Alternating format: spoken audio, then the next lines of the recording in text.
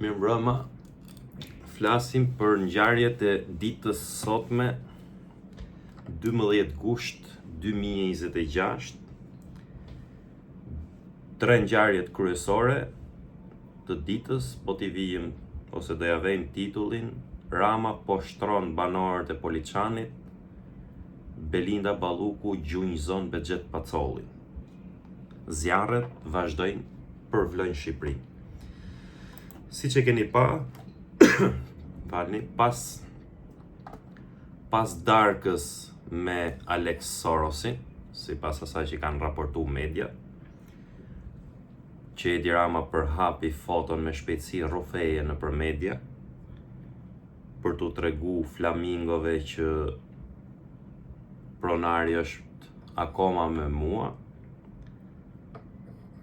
Sot vajti dhe bëri takim me kryetarët e bashkive në Kuç të Vlorës, në zonë të Kuqe, ku fiton 99% për herë. Në Kuç, ku ky shkruante edhe to rezultatet e mani me shkruante rezultatet, kaq do dalin zgjedhjet, thoshte, dhe ja qëllonte më të.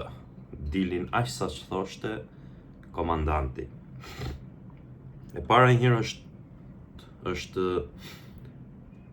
turp, është skandal që ky e ka nxjerr shtetin, e ka shkatru burokracinë shtetërore, e ka nxjerr nga zyrat e shtetit dhe e ka fut nëpër restorante, nëpër lokale.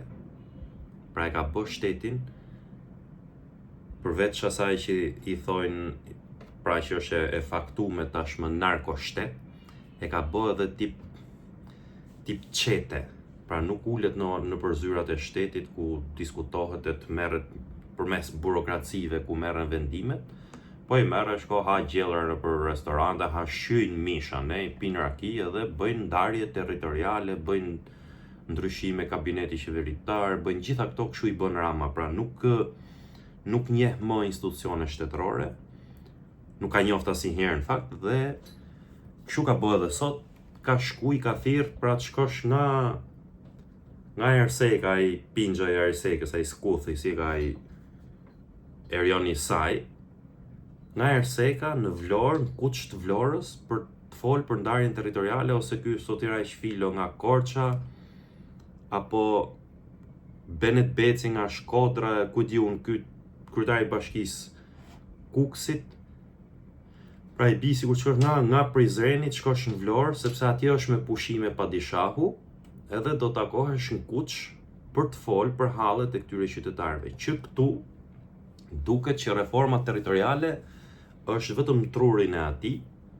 Ua kam thonë për herë, pra është në trurin e Edi Ramës, e kam pas bë dhe i status për rastin e Librashtit me Prenjasin, kur dilte Bora Muzhaqi me atë Ols Komicin, e po do u qajmë hallin, i thoshin banorëve të Prenjasit, dhe pa ta bë një shkrim atëherë që s'kan gjën dorë, nuk kanë gjën dorë as Bora, as Ols Komici. Deputetët e PS-s janë jashtë loje komplet, janë robot, janë ose të sponsorizuar nga organizatat kriminale, ose janë kokrat e hajdutëve, ose thjesht dhe vetëm shërbëtor ordiner të Edi Ramës apo oligarkëve të caktuar. Pra nuk janë njerëz që kanë tru, që prodhojnë, që mendojnë.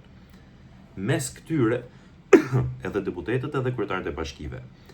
Mes këtyre ka dalë, po themin thonjza, një cub, Adriatik Zotkaj, kryetari i bashkisë Poliçanit, duket ka 4 mandata, 7 mandata, 8 mandate, nuk e di se sa ka, është socialist.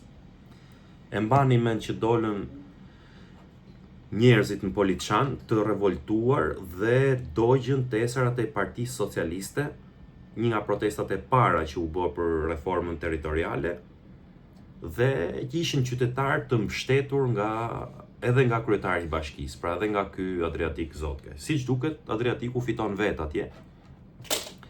Nuk fiton kështu si këto halabakët e tjerë, edhe ka një farë dinjiteti, ka një farë borxhi ndaj qytetarëve dhe i mbështet, nuk paktën minimalisht, nuk i thot Amino Hoxh Edi Ramës.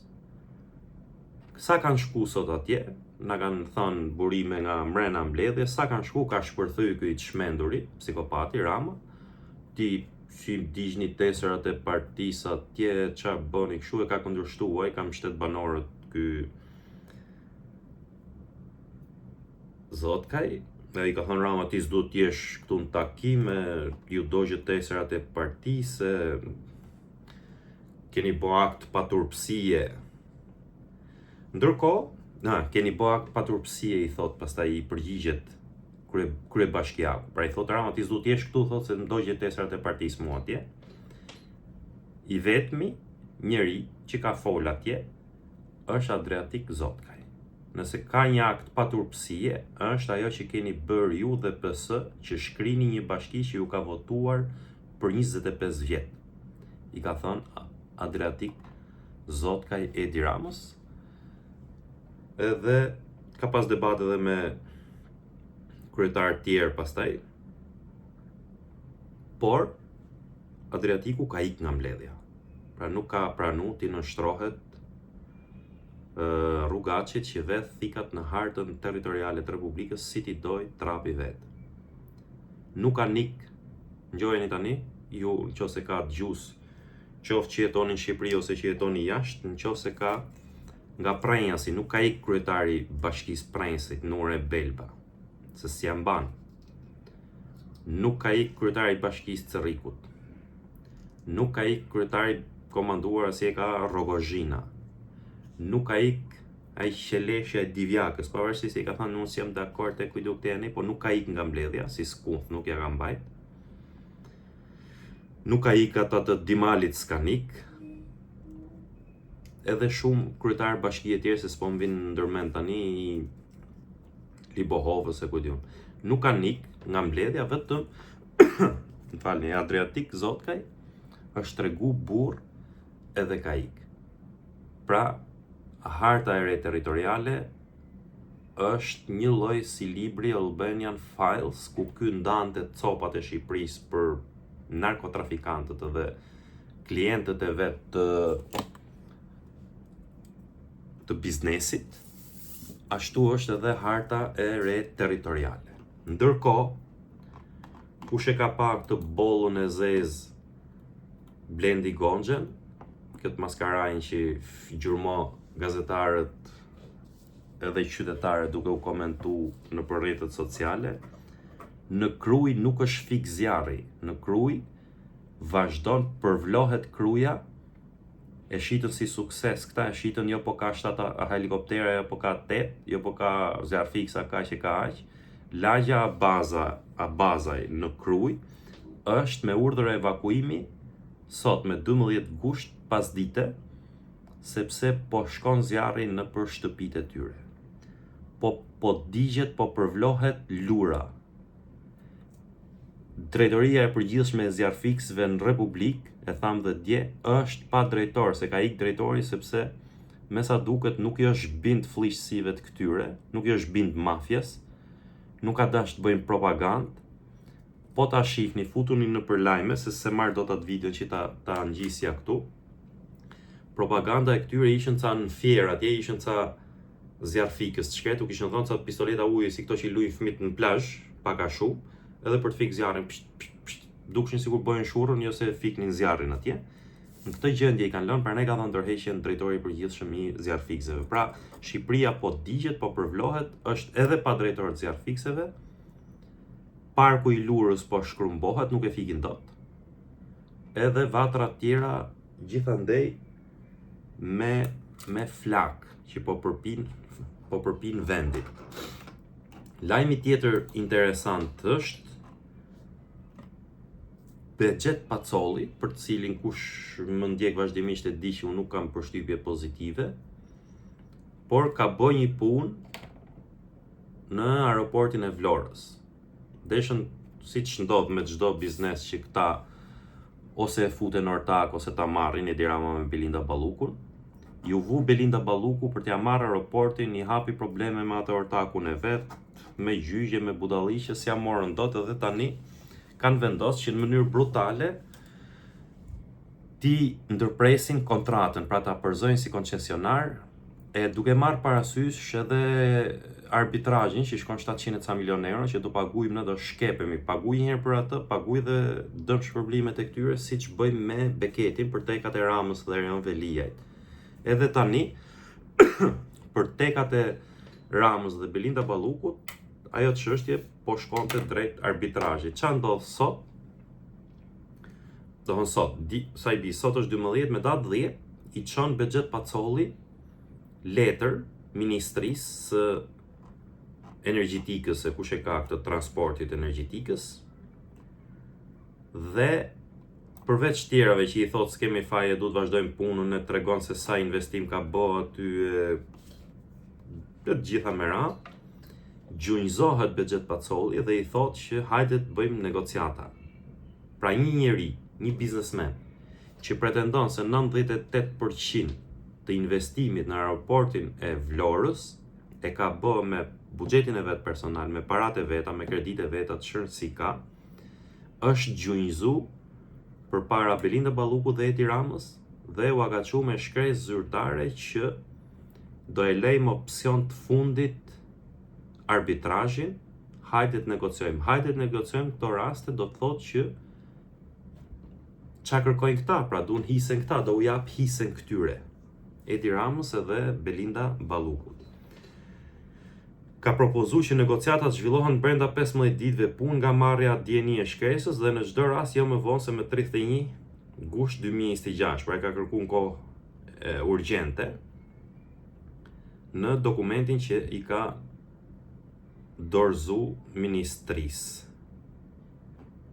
Formulim që mban hap mundësinë e negociatave dhe mundësinë e pazarit. Pra pak a shumë Pacolli ka rënë gjunjë dhe po shkon aty ku duan këta. Negociata mafioze për t'ju lënë hisen e tyre në aeroport. Këto janë kryesisht lajmet kryesore të ditës.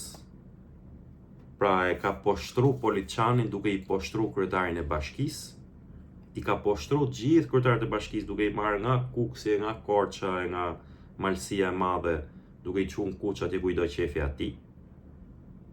Sa është me pushime në s'qa kohën fare, pra shko shteti atje ku është ky, nuk shkon ky atje ku duhet jetë, atje ku është zyra e shtetit edhe atje për ku e kanë pagu shqiptarët. Për takimin me Sorosin që u bë mbrëm, nuk kam shumë gjëra për të diskutu.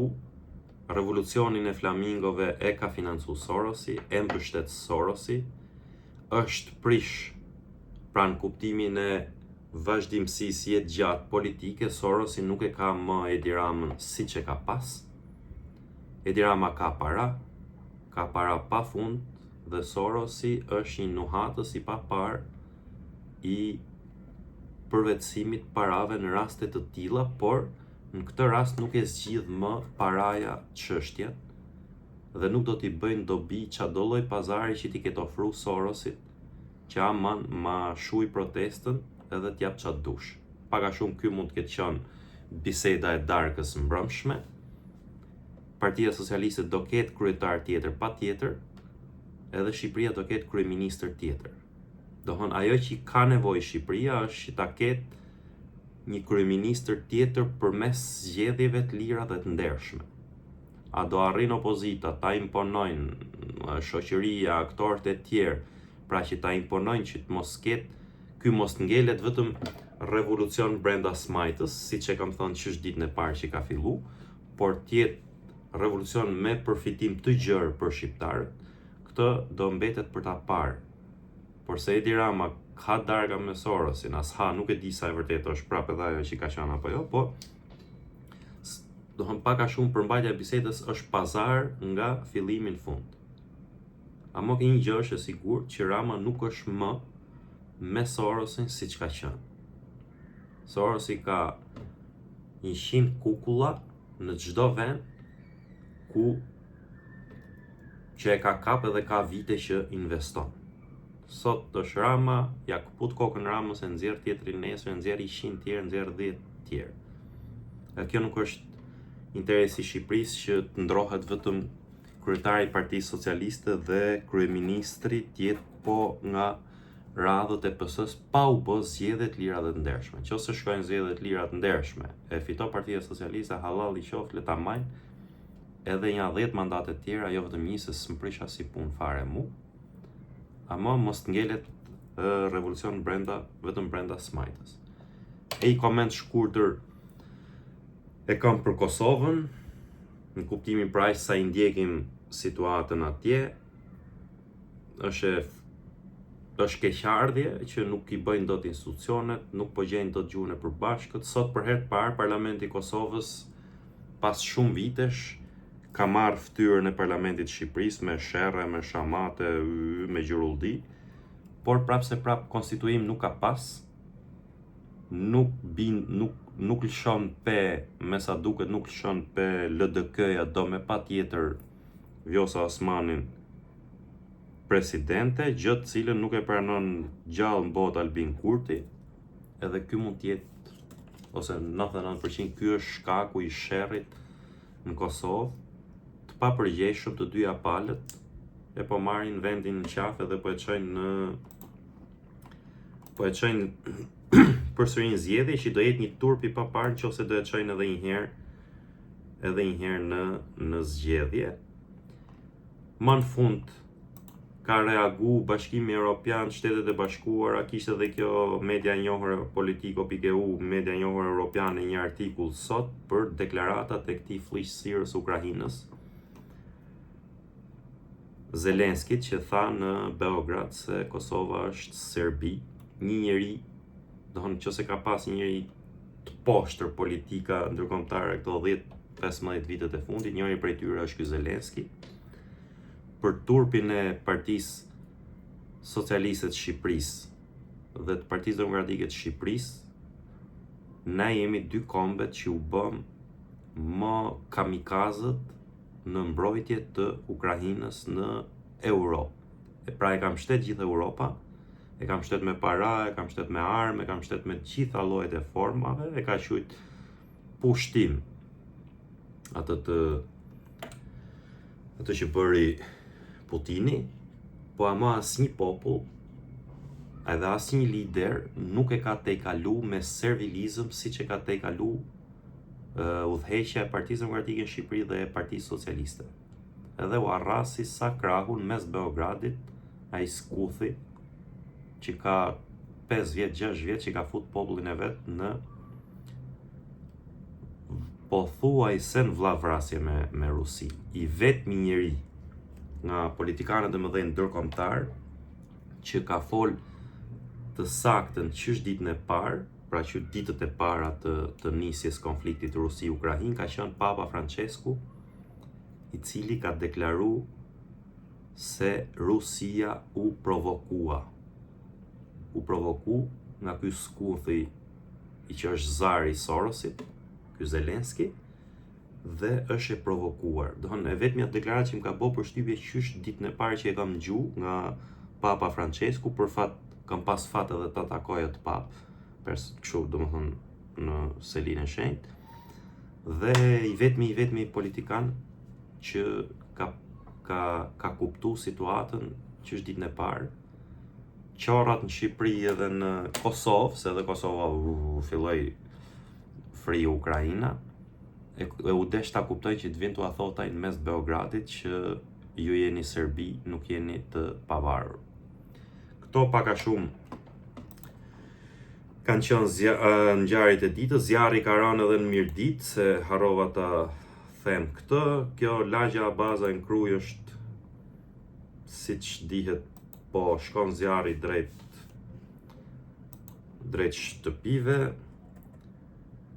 Do shohim si do jetë sonte, si do jetë. Si për hera se gusht është protesta, se edhe një nga arsyet që publikoj në mënyrë të rrufeshme foton me Alex Sorosin Rama është sepse e keni pa gjithë ato ditë Rama, Taulant Balla, Blendi Gonxha, gjithë ato langaraqet e tjerë, në diskurs kur shajnë protestuesit thonë që Flamingot ikën, thonë, qenë 2-3 javë e para dhe ikën flamingot, nuk ka më flamingo aty, tani është aje, do thënë, i shajnë e i thyjnë këto tjerët, pra për t'i veçuar që flamingot janë sorosistët, edhe ata tani kanë ikë.